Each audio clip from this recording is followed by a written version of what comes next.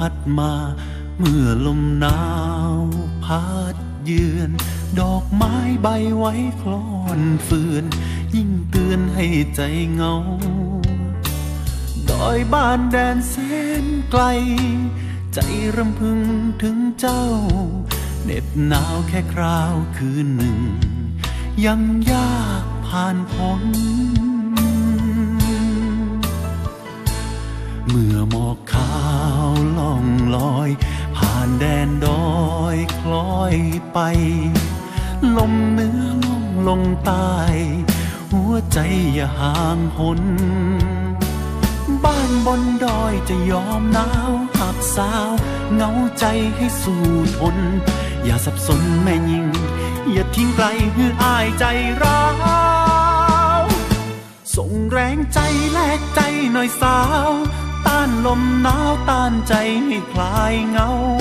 เมื่อลมเหนือพัดเบาๆกลัวความงมเหงาหนาวกินกร่อนใน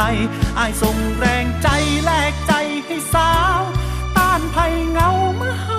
ห่างไกลหลับตาเมื่อคราลมเป่าคราวใด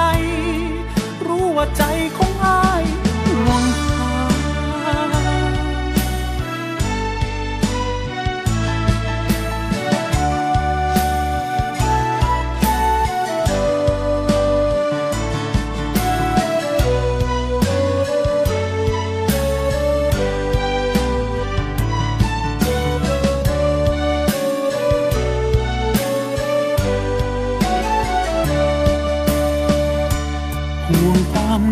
พาเจ้าวันไว้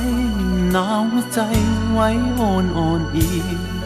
กลัวเข้าภาวะลำเอียงอย่าไปเสี่ยงใจกับภัยเหงา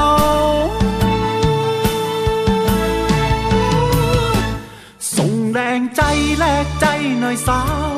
ต้านลมหนาวต้านใจให้คลายเหงาเมื่อลมเหนือพัดเบาๆกลัวความงงเหงาหนาวกินกร่อนในอ้ายส่งแรงใจแลกใจให้สาวต้านภัยเหงาเมื่อเฮาห่างไกลหลับตาเมื่อคราลมเป่าคราวใดรู้ว่าใจของอ้ายเหนื่อยหาต้านลมหนาวต้านใจให้คลายเหงาเมื่อลมเหนือพัดเบาๆกลัวความงงเหงาหนาวกินกร่อนในอ้ายส่งแรงใจแลกใจให้สาวต้านภัยเหงาเมื่อเฮาห่างไกลหลับตาเมื่อคราลมเป่าคราวใดรับรู้ว่าใจของอ้ายห่วงหาใจอ้ายห่วงหนักหนาเมื่อลมเหนือพัดพาใจหนาวคราวใดอ้ายจะส่งใจไปต้านภัยเหงา